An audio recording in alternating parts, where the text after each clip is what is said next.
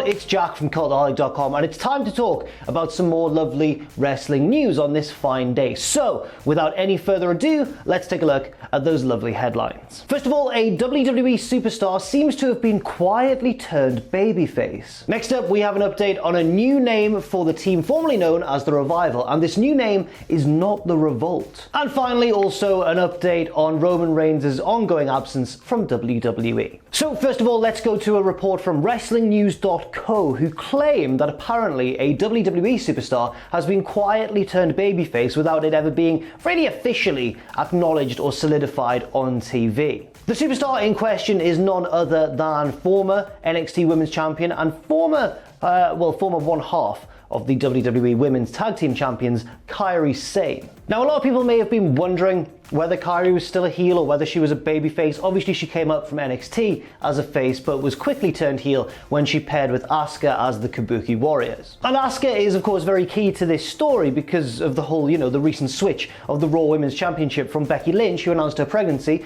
to Asuka, who thought she'd only won the Money in the Bank briefcase, but had actually won the Raw Women's Championship itself. And when that was revealed on Raw, there were reports coming out suggesting that Asuka's reaction may have even been genuine. She certainly seemed like a babyface in this segment, celebrating in very quirky Asuka-like fashion, but not with that sort of malicious edge that often taints Asuka's actions in recent heelish times. And her congratulations towards Becky seemed very heartfelt and genuine, and crucially, not at all the actions of a heel. So it seems very much so like Asuka is now a babyface and kind of the new leader of the women's division in Becky's absence. But what does that mean for Kairi Sane as Asuka's tag team partner? Does she also therefore turn face by proxy? Well, there's two pieces of evidence that suggest that she may have indeed been secretly, kind of quietly turned. One would be a little backstage segment where she celebrated with Asuka, but then again, that wasn't really in the mind of many people. I didn't see many people saying, oh my god, Kairi has turned face as well as Asuka here.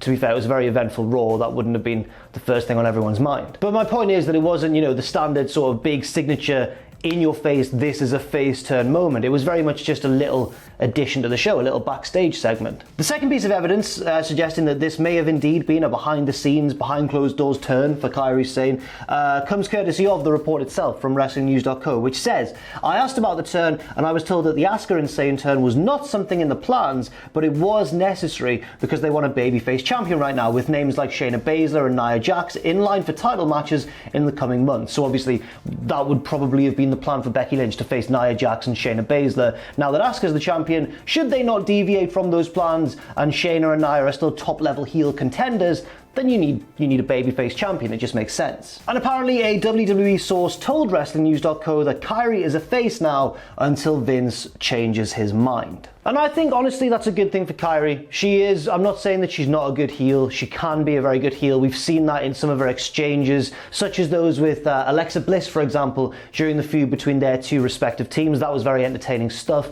But at the same time, I feel like Kairi is a much more natural babyface. Even though she can be a heel, she can do that well.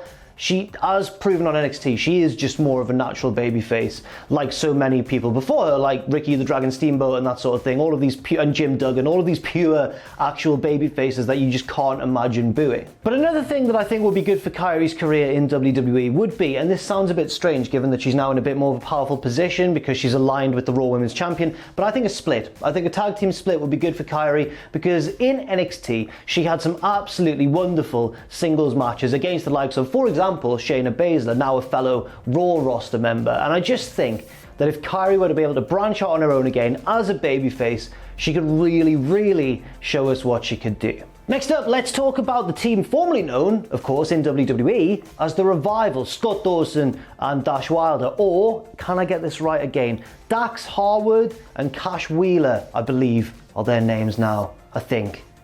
I hope. Now, if you've been following the story so far, you'll know that the Revival had been teasing this new name online, this whole new, music and everything for their post-WWE life, basically. And the name that everyone assumed they'd be going with going forwards was going to be The Revolt, because stylistically it's similar to The Revival, it works with the whole hashtag FTR thing, and it just sort of seems like a natural fit because they've kind of left WWE, they're more of a revolutionary team now, they've revolted, so it just seemed to make sense, and it was featured prominently in all of their marketing and all of their video packages and everything since leaving WWE. But this, of course, did not go off without a hitch, or it didn't seem to anyway, because Caleb Conley, Conley and Zane Riley, a pair of independent wrestlers based in the Carolinas, suggested that their team is already called the Revolt and has been for the past 5 years, which their fans quickly backed up on social media, on Twitter. And also they suggested that probably the Revival should have known who they were, considering they're all from a similar area and may have even worked together in the past. Well, thanks to a report from PW Insider,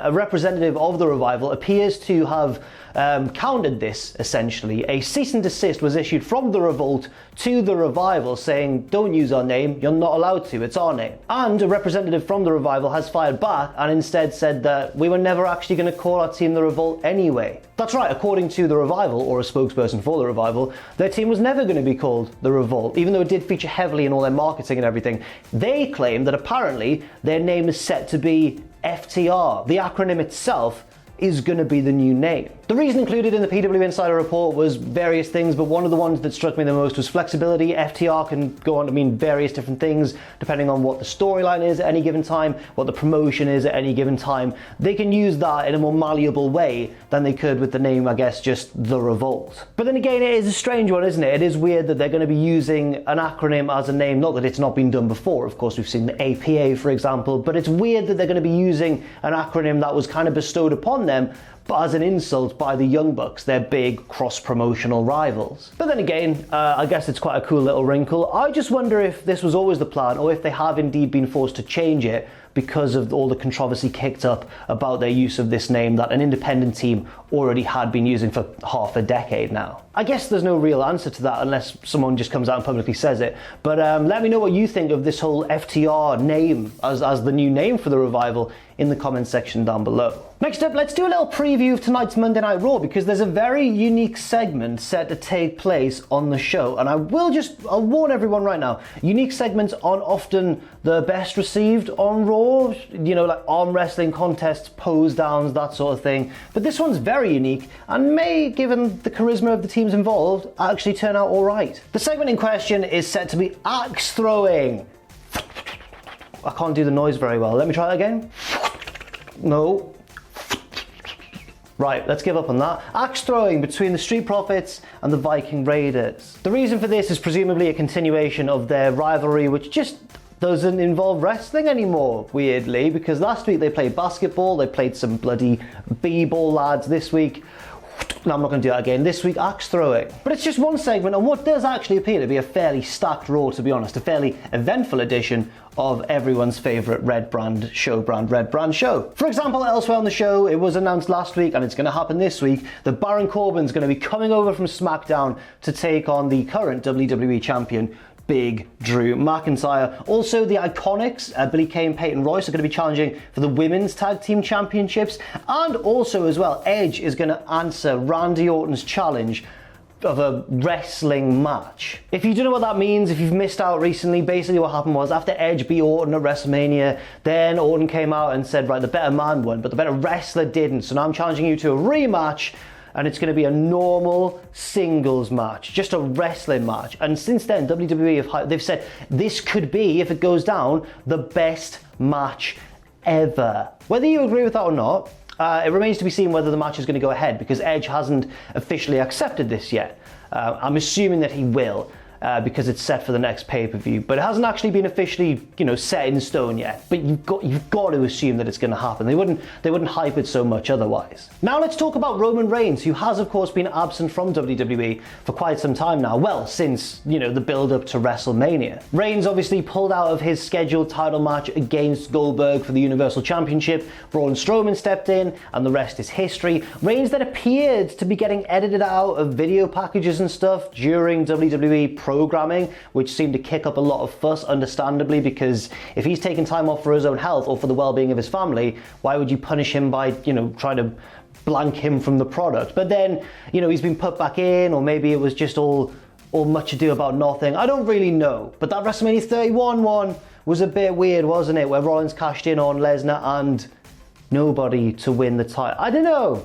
I don't know. Maybe I'm just a bit paranoid about the treatment of WWE's absent superstars currently because, of course, Sami Zayn was stripped of the IC Championship and that was really unfair. And maybe that's just grinding my gears a little bit. I don't know. I don't know. But anyway, we have a bit of an update on the Roman Reigns situation courtesy of the excellent Fightful. Check out Sean Ross Sapp on Twitter for any wrestling news needs you may have. But anyway, the report says that Fightful spoke to a source high up in WWE who told us that Roman Reigns does not seem in any rush to return and nobody here faults him for it. Perhaps contradicting these rumours, which I certainly seem to have bought into, that he was being scrubbed from the product slightly. The report goes on to explain that their WWE source has said to them that there is no indication of when Reigns is going to return. It could be in 2 weeks, 2 months, indefinitely, whatever. And because of that, there are no creative plans currently for storylines involving Roman. It's so strange. It's just such a strange situation. Obviously an unavoidable one and a sensible decision made by Reigns to step away, I'd suggest. But it is a strange situation given the fact that for the past few years we've been kind of conditioned to expect Roman to be either the complete center point, the complete focal point of everything going on around him, or at least in and around a title picture of some sort. He's never too far away from the action, to now where he's just completely not part of the product and hasn't been for a couple of months. It's just a very bizarre situation and it's quite a strange one to get used to. So that's it for this news video. Thank you very much for watching. I've been Jack from Cultaholic.com. For a match recommendation for this video, why not watch Kairi Sane taking on then NXT Women's Champion Shayna Baszler at NXT TakeOver Brooklyn 4, I believe. Really good match. Yeah, great moments in that match. Watch it. God, that was a bit strict there. Thanks very much for watching once again. Leave your thoughts in the comment section down below and stay safe out there and stay positive, of course. And I will see you very soon.